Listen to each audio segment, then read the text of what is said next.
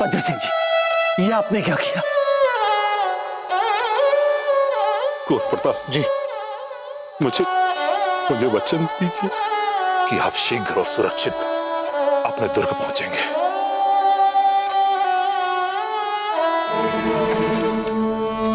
गोलियां जलाओ, सबके सब।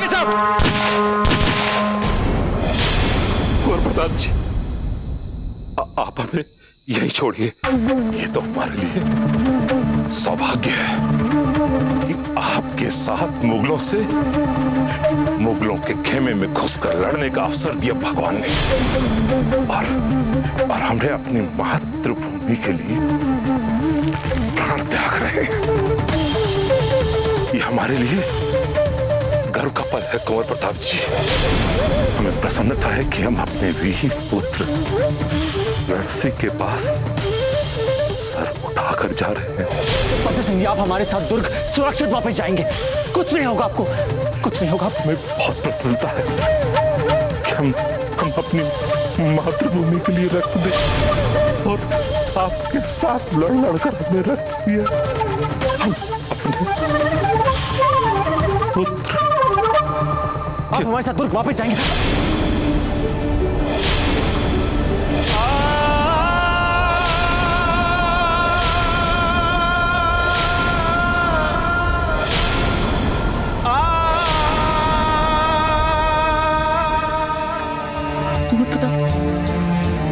एक क्षत्रिय वीर, आपका बलिदान हम व्यर्थ नहीं जाने देंगे।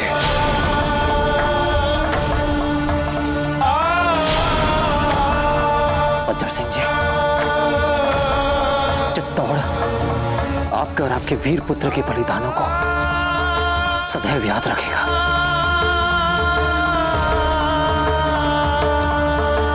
आचार्य जी, चिंता की बात राणा जी। आचार्य जी, हमें युद्ध की तैयारी कर लेनी चाहिए। हुसैन कुली खान हम पर आक्रमण करने आ रहा है। कुंवर जगमाल, सभी स्त्री और बच्चों को लेकर आप किसी सुरक्षित स्थान पर चले जाइए और छिप जाइए। तब तक हम शत्रुओं का सामना करते हैं। आइए। किंतु युद्ध कैसे हो सकता है राणा जी? उन मुगलों की तुलना में हमारे पास केवल मुट्ठी भर सैनिक हैं। अब महारानी साहब, चांद कंवर, कुंवर जगमाल और कुंवर अमर को लेकर अभियान से निकली। आप उसकी चिंता मत कीजिए आचार्य जी।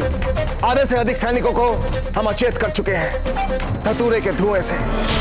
मार्ग में हमने धतूरे के पेड़ पौधों में आग लगा दी थी, इसलिए अब इनको हराने की संभावना है हमारे पास। आइए। उसके उपरांत भी राणा जी, हम आपको अपने प्राणों को संकट में नहीं डालने दे सकते। इस छोटे से युद्ध में विजय से कहीं अधिक महत्वपूर्ण है आपके प्राण। यदि आपको कुछ हो जाता है तो हमारा दुर्ग से निकलने का उद्देश्य ही समाप्त हो जाएगा। हाँ दाजीराज, हमें हुसैन कुली खान के आने से पहले यहाँ से निकल जाना चाहिए। चुप हो जाइए कुंवर जगमाल। हम यहाँ रुकेंगे और उन मुगलों का सामना करेंगे। अपनी इस तलवार से हम उन मुगलों को सबक सिखा देंगे, दिखा देंगे कि राजपूतों की तलवार में कैसी धार होती है।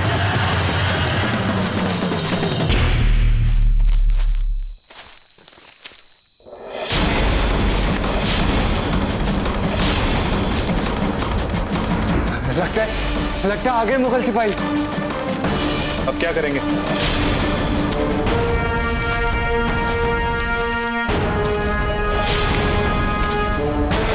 हमारे पास एक योजना है आचार्य जी।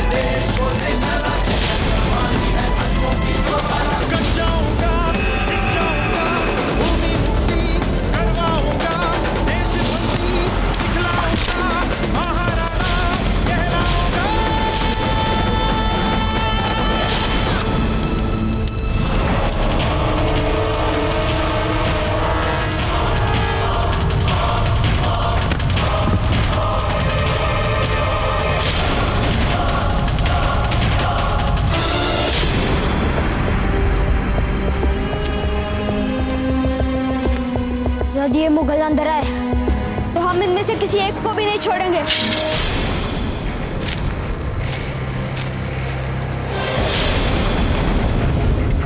बस इतने ही हैं। अब कौन बचाएगा इन्हें हमसे?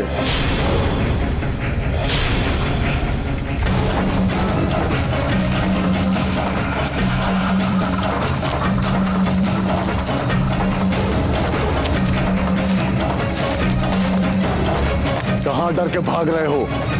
मैं तुम्हें पीछा करके मारूंगा। सब लोग अलग अलग दिशा में जाओ। भागो!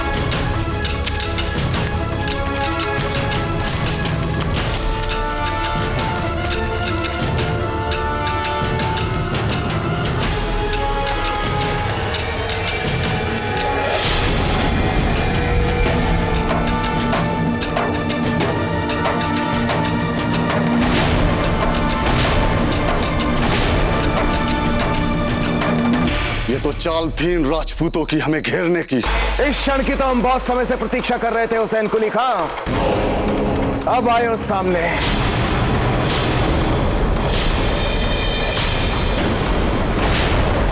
कुंवर प्रताप, अच्छा होगा इस समय हम किसी सुरक्षित गंतव्य की तरफ निकल जाएं। हम भली भांति जानते हैं कि इस वक्त आपके मन में क्या चल रहा है, किंतु यह समय मन से सोचने का नहीं है, बुद्धि से सोचने का है। हमारी बात मान लीजिए कुंवर प्रताप, हमें यहां से चलना होगा। बज्जर सिंह जी हमारे साथ वापस जाएंगे। कितना ढूंढा तुम्हें उदय सिंह, आज आकर मिले हो। तुम्हें याद है ये?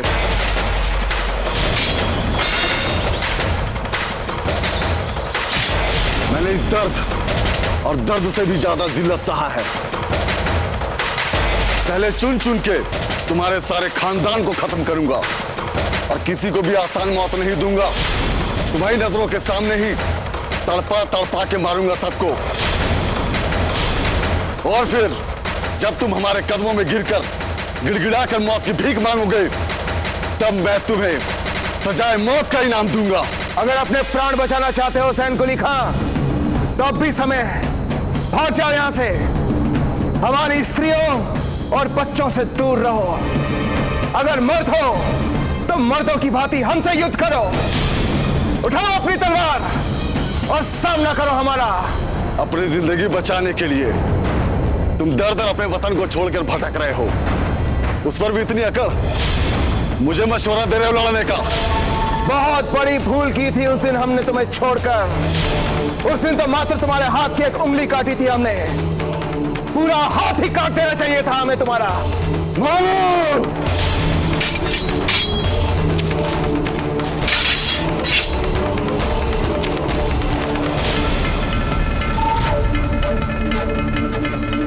मिल गए। कब तक छुप पाओगे हमसे?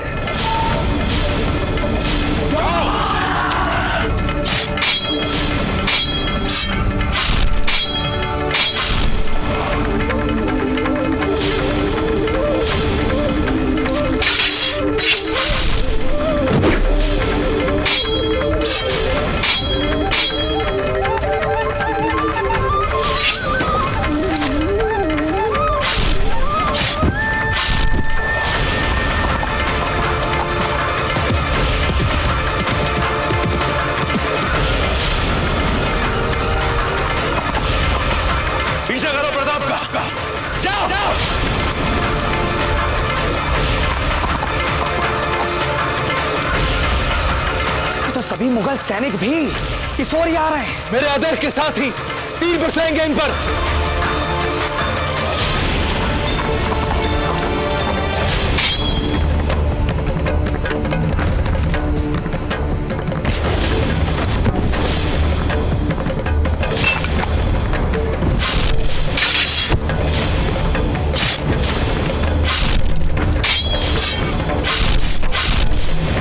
चिंता मत कीजिएगा, हमारे होते हुए मुगल आपका कुछ नहीं बिगाड़ सकता। अच्छा, लगता है बच्चा भी इनकी सेना में है। हाँ, और तुम्हारी इतनी हिम्मत कि तुम हम पे आक्रमण करोगे।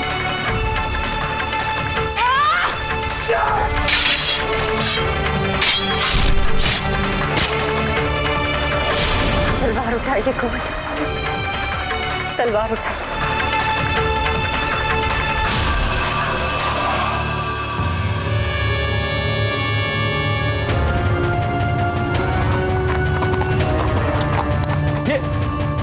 के और पास आ रहे हैं।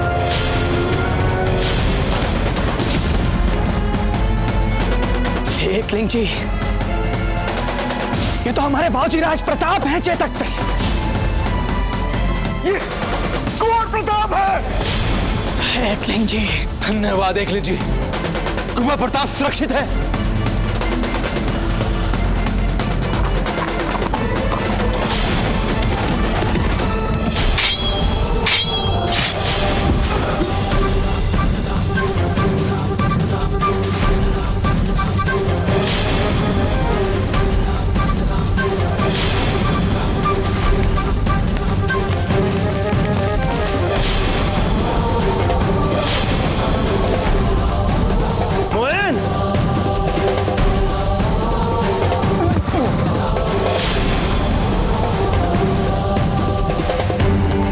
बच्चे, लगता है तो उदय सिंह का ही खून है।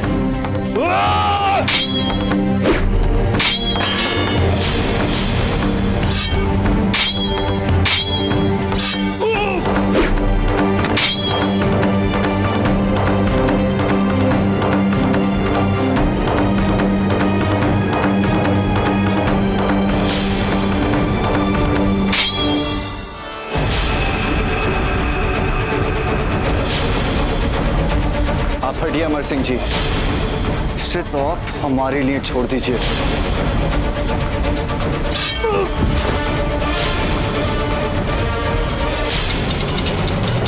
हमारे साथी तो नियंत्रण रेखा के अंदर आ चुके हैं।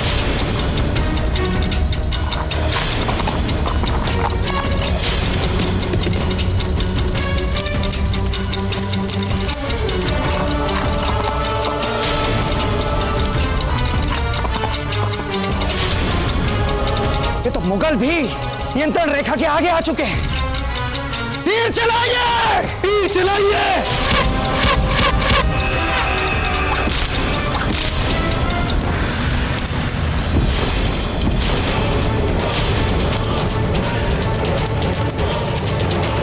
और तीर चलाए।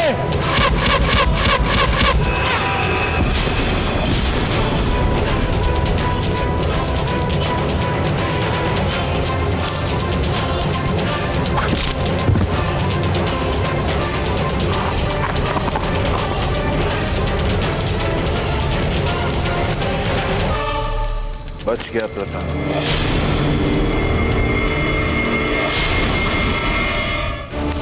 हमारे जीवित रहते हमारे यहाँ की औरतों और बच्चों को कोई छू भी नहीं सकता।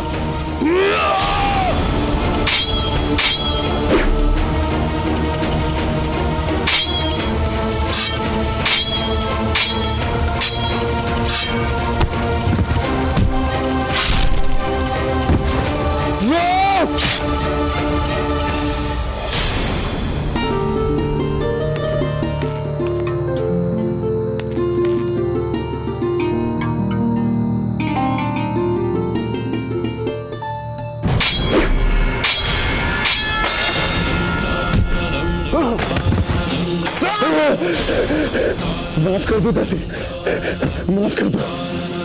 खुदा के लिए मेरी जान बख्श दो। वैसे भी हम निहत्थों पर वार नहीं करते हुसैन कुली खां। जाकर बोल देना अकबर से कि हमारे बच्चों और महिलाओं पर छुप छुप कर वार ना करे। अगर मर्द है तो हमसे आकर युद्ध करे रणभूमि में। मैं दोबारा वापस नहीं आऊंगा, माफ कर दो।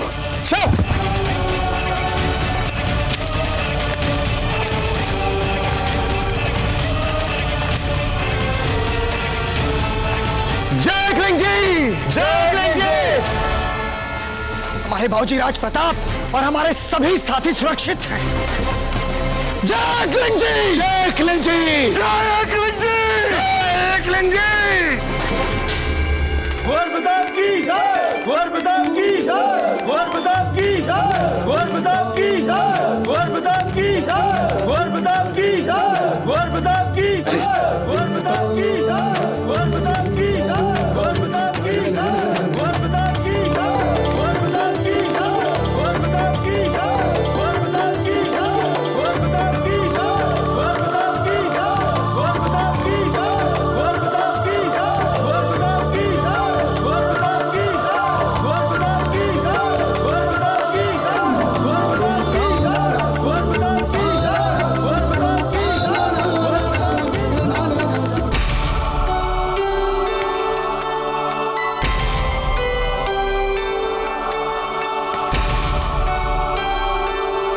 हमने कहा था ना हम मुझे ही होकर लौटेंगे।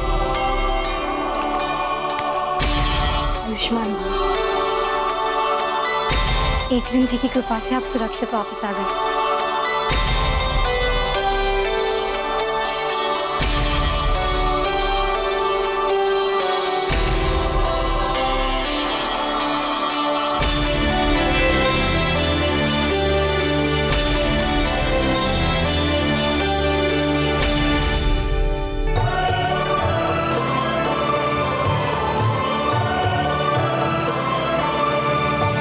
हम जानते थे कि आप अवश्य आएंगे।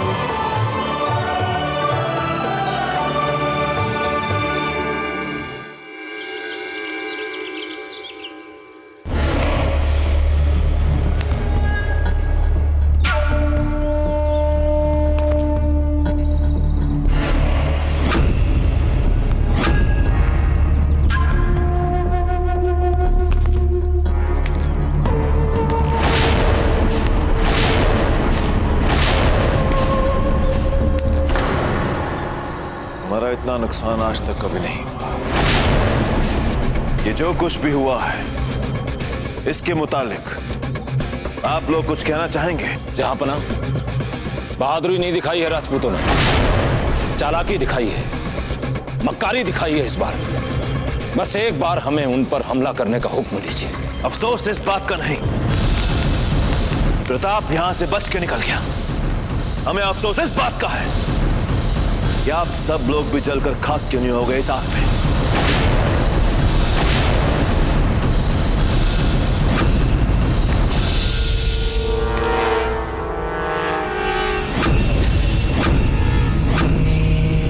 मैंने देखा उसे जहांपना, एक आग सा है उसके वजूद में। वो अकेला ही काफी है हम सबके लिए। लौट जाइए जहांपना, लौट जाइए। खामोश!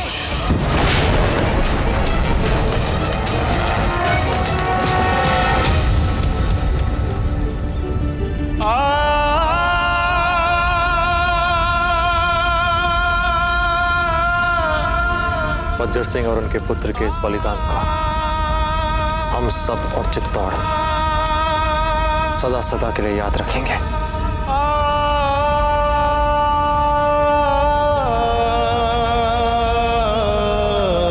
अब पता नहीं और कितने लोग प्राण न्यौछावर करेंगे इस देश के लिए।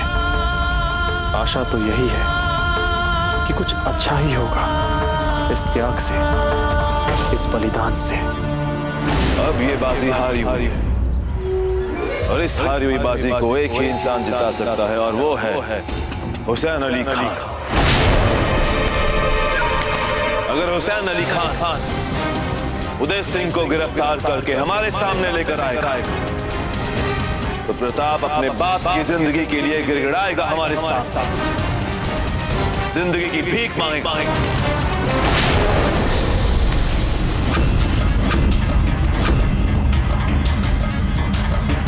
माफ कर दीजिए शहंशाह, माफ कर दीजिए। जान के अमान चाहता हूं, माफ कर दीजिए मुझे।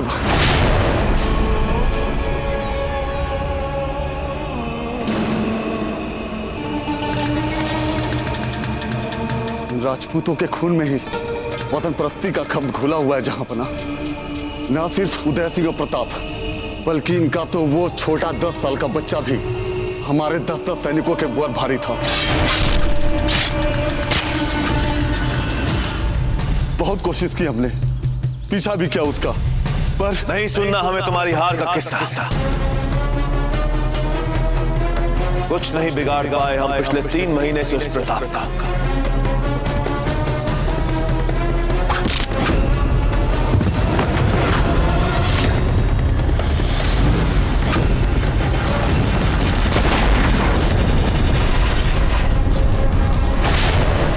लेकिन इससे एक बात तो तय हो गई है कि हमारे सिपाही सलारों में जीत का जज्बा ही तुम्हारे जैसे का तो हाथ ही काट देना चाहिए था उदय से। लेकिन बस हमने फैसला ले लिया, खत्म कर देंगे हम इस घेराबंदी को।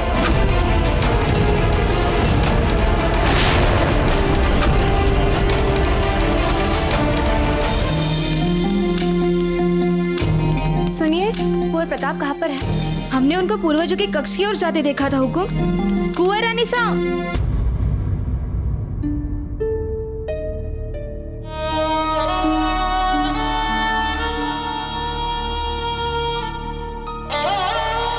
हम जितना कर सकते थे उतना हमने किया। उस मुगल को हमने अपने दुर्ग पर अधिकार करने से रोकने का भी प्रयास किया, और हमसे भी बढ़कर हमारे वीर सेनापति और उनसे भी बढ़कर हमारे निडर प्रजाजनों ने शत्रु को मातृभूमि से खदेड़ने के लिए अपने प्राण न्यौछावर कर दिए। किंतु अब युद्ध की संभावना चरम सीमा तक पहुंच चुकी है। युद्ध किसी भी क्षण आरंभ हो सकता है, कभी भी। दोनों पक्ष एक दूसरे पर आंखें गड़ाए हुए हैं। बस देखना यह है कि सबसे पहले आंख कौन छांचता है, हम राजपूत या वो मुगल।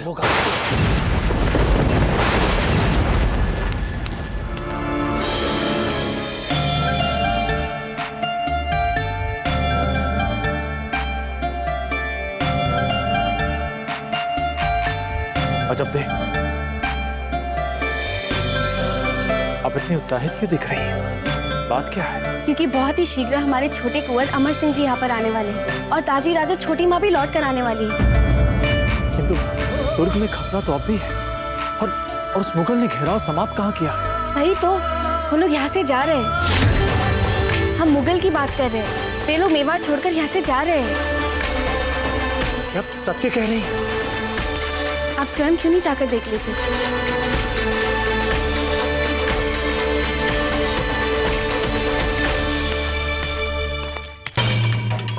औचिराज, ये देखिए।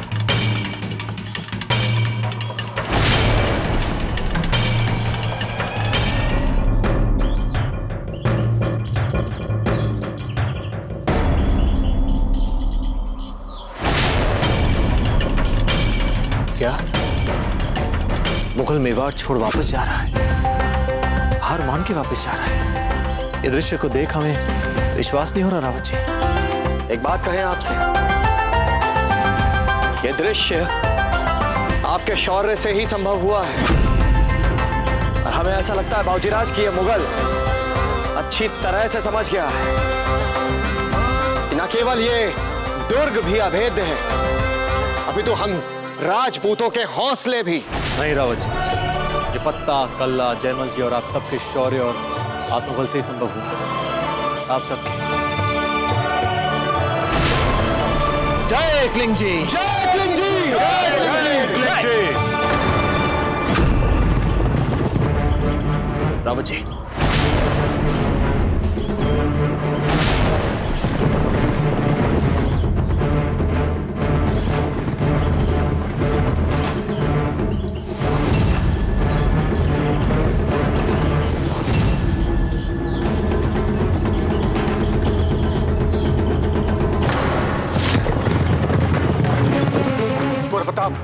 ये तो मुगलों की बहुत बड़ी टुकड़ी अकबर की सेना में जुड़ रही है। लगभग 20 सहस्त्र सैनिक तो होंगे इस नई टुकड़ी में। अब ये नया संकट क्या आ गया?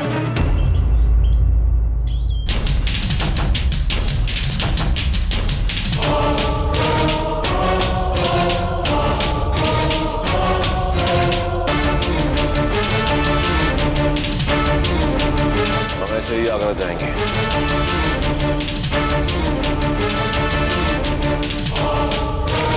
जहां पर वो देखिए, उधर आसफ खान अपनी सेना के साथ आ रहा है।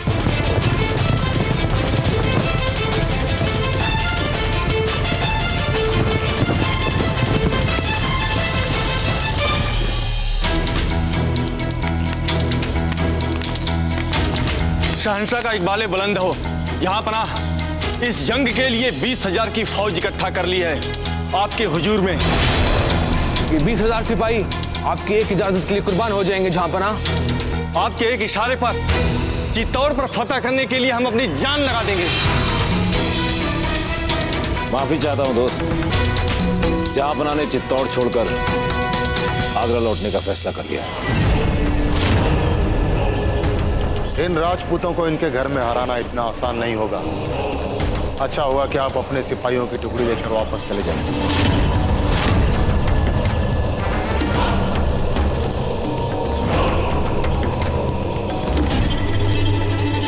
आप लोग आइए मेरे साथ। ठहरो।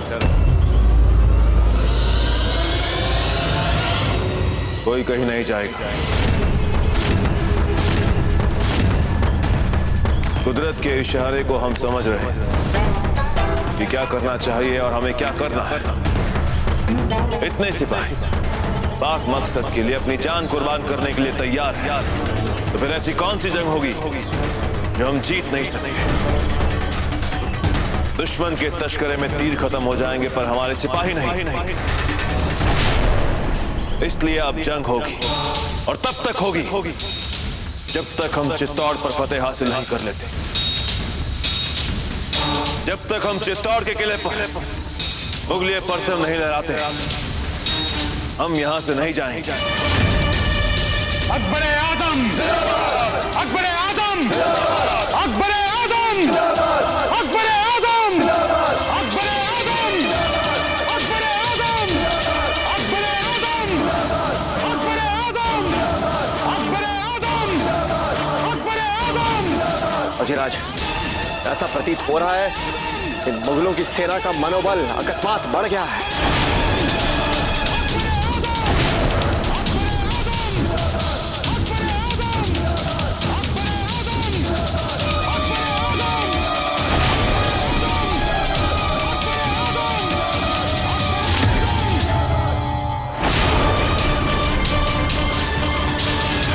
मुगल इतनी सरलता से यहां से जाने वाला नहीं है।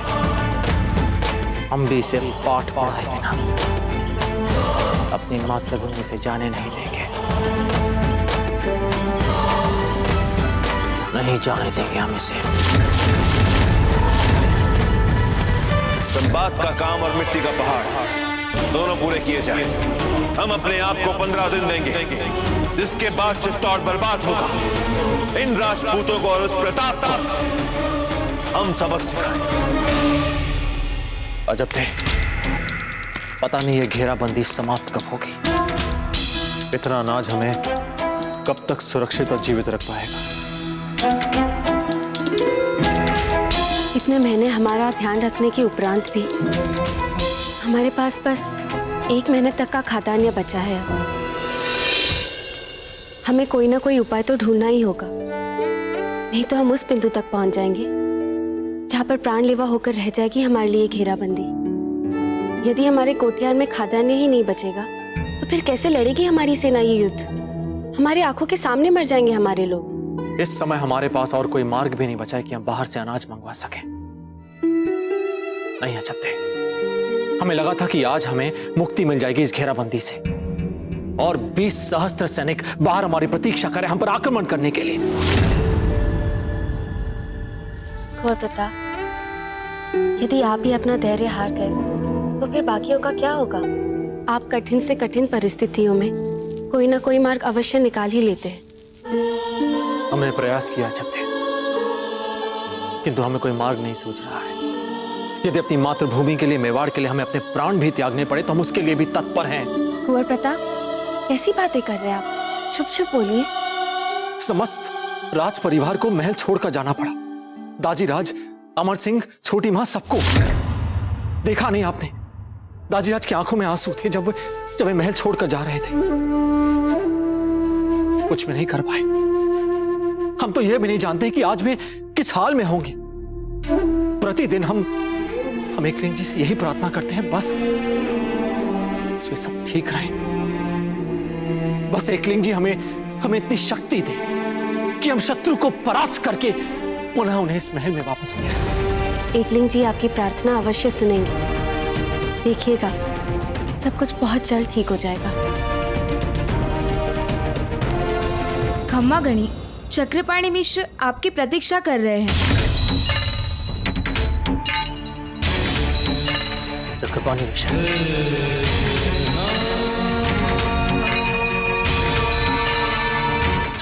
ठीक तो चलिए हम शीघ्र ही आते हैं।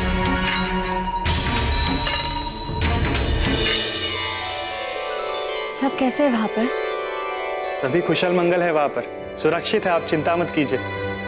भाऊजीराज, हुसैन कुली खान तो भाग गया अपनी जान बचाकर। अच्छा, हे भगवान, आपका कोटि कोटि धन्यवाद।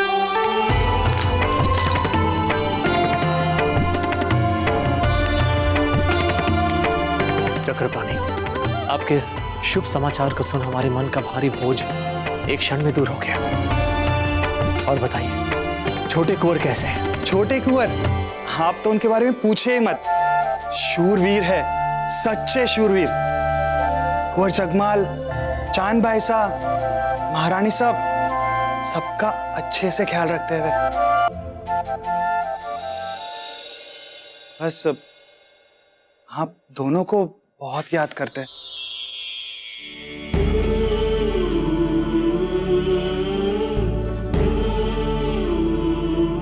चक्रपाणी, अवश्य उनकी शरारतें और बढ़ गई होंगी। हाँ, उत्तेजित तो है ही।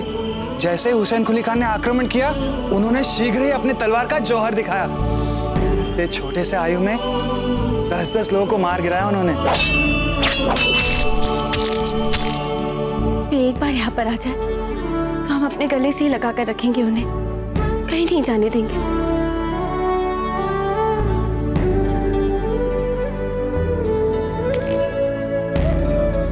जब बहुत शीघ्र ही छोटे कुंवर और राज परिवार के सभी सदस्य वापस आ जाएंगे, बहुत शीघ्र।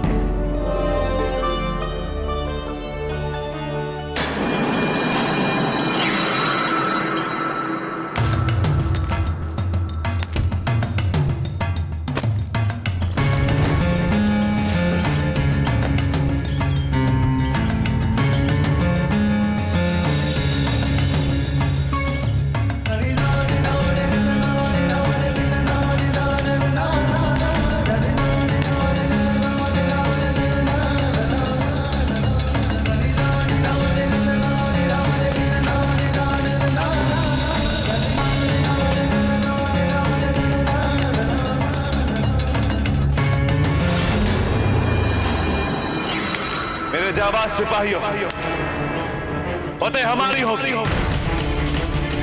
हमारे बहादुर जाबाजों की कुर्बानी जाया नहीं जाएगी। इंशाअल्लाह चित्तौड़ पर फतेह हम ही हासिल करेंगे। अकबर आजम, अकबर आजम, अकबर आजम।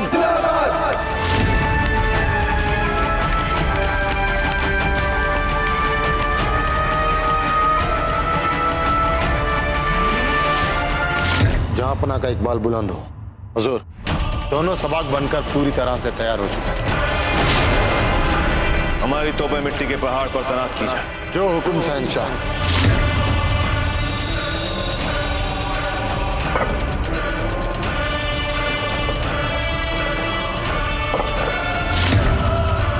मात्र 15 दिन तक का ही अनाज बचा है हमारे पास।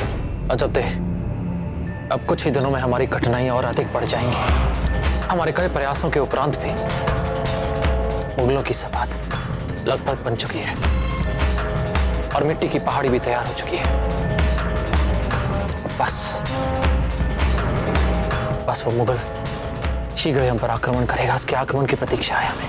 लेकिन अगर घेराबंदी चलती रही तो कैसे चलेगा? कुंवरानी शाह ने पिछले 2 दिनों से अन्न का एक दाना ग्रहण नहीं किया। क्या? नहीं, इन्हें भ्रम हुआ है। हम तो 2 दिनों से उपवास कर रहे थे।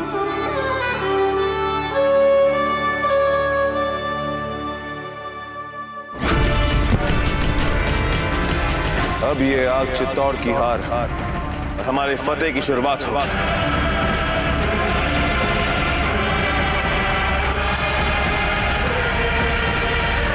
आपके इस त्याग और बलिदान को चित्तौड़ सदैव याद रखेगा। चकते, गर्व हो रहा है हमें आप पर, गर्व हो रहा है। अजब थे, आज से हम भी अन्न छोड़ रहे हैं। शत्रुओं से लड़ रहे हमारे सैनिकों के लिए हमारी ओर से एक तुच्छ प्रयास, जिससे कि हमारे सैनिक कुछ और दिनों तक शत्रुओं से डटकर सामना करें, सीना तान कर।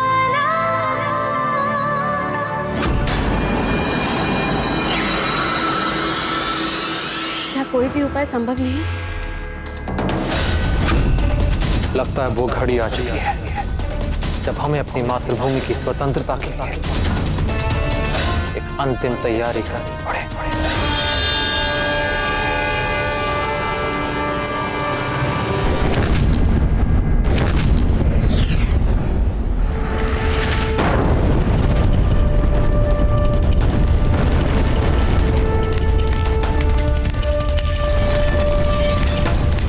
फौजीराज, मुगलों ने पुनः तोप के गोले दागना आरंभ कर दिया है।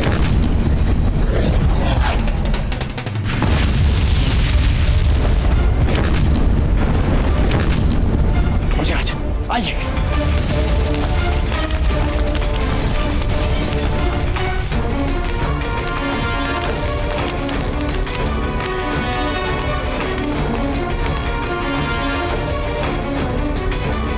सबको सुरक्षित स्थान पर भिजवाइए उपचार के लिए। शीघ्र ही भिजवाइए। सभी महल के अंदर रहेंगे, कोई खुले में नहीं रहेगा। कुंवर प्रताप, आप जाइए, हम इन सब की सहायता कर लेंगे। आइए हमारे साथ। शीघ्र ले जाइए इन सबको।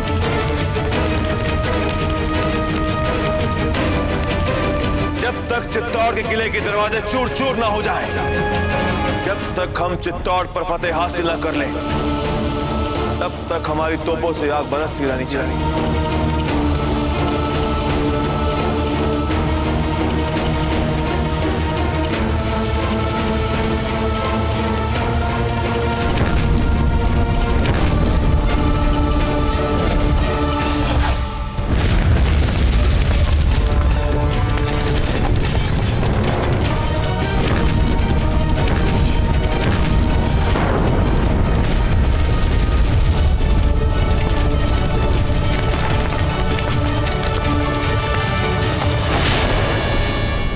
प्रताप, आपको यहाँ नहीं आना चाहिए था। देखिए कैसे आग उगल रही हैं अकबर की तोपें, और हमारे हृदय में आग उबल रही है। जयमल जी, इन मुगलों की तोपें प्रताप सिंह के आत्मबल को कदापि नहीं हिला सकती। लाई।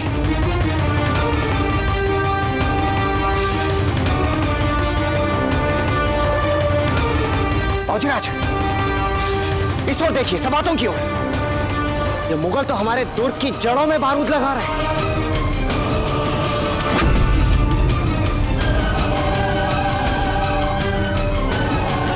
ये हमारे दुर्ग की प्राचीर के नीचे बारूद लगाकर हमारे दुर्ग की दीवारों को उड़ाना चाहते हैं। खुद देखिए फौजीराज, इन मुगलों ने अपने इन दोनों सबातों के मुहानों से निकल कर बारूद बिछाना आरंभ कर दिया। फौजीराज, यदि वे ऐसा करने में सफल हो गए तो यह दुष्ट मुगल एक ही धमाके के साथ हमारे दुर्ग की दीवार में अनेक छेद बना देंगे, और इन मुगलों की सेना बड़ी सरलता से हमारे दुर्ग में प्रवेश कर जाएगी। फौजीराज, ऐसी परिस्थिति में हमारी पराजय निश्चित है।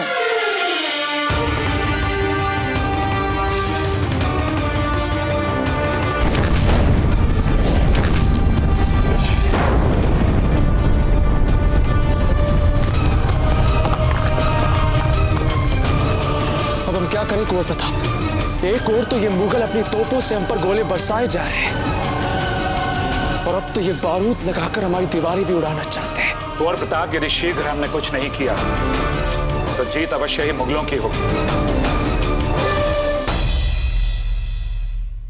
इस समस्या का कोई तो उपाय होना ही चाहिए। हमें तो नहीं दिखता इस समस्या का कोई समाधान। अब साका के लिए तैयार होना ही पड़ेगा।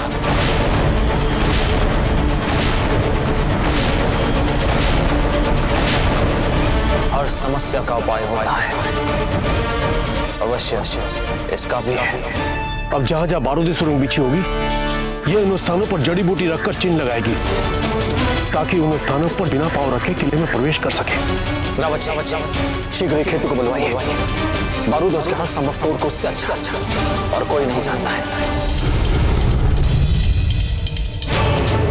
हम जानते हैं, हमारी समस्या का उपाय वही जानते हैं। मुझे लगता है आपका कहना उचित है बाबूजी। हम शीघ्र उसे बुलवाते हैं। मेवाड़ के वीर महाराणा प्रताप के जीवन को करीब से जानने के लिए चैनल को सब्सक्राइब करें और बेल आइकॉन दबाना न भूलें।